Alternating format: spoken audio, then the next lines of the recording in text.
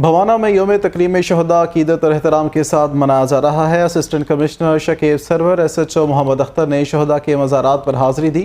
Major Saqib علی اوان شہید کے مزار پر فاتح خانے کی اور پھولوں کی چادر بھی چڑھائی۔ ناصر علی ہمیں تفصیلات بتائیں گے۔ جی ناصر۔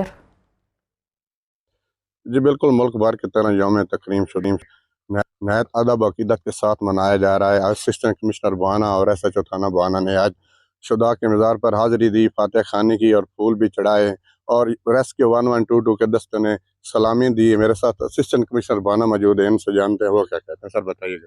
جی بسم اللہ الرحمن الرحیم۔ آج یوم شہید تکریم شہداء کی جانب سے جو آج ہمارے پاس یہاں پہ فاتح خوانی کی گئی ہے، ہمارے بھوانا تحصیل بھوانا کے جتنے بھی شہداء ہیں ان کی قبروں پہ جا کر پھول کی چادر چڑھائی گئی ہے۔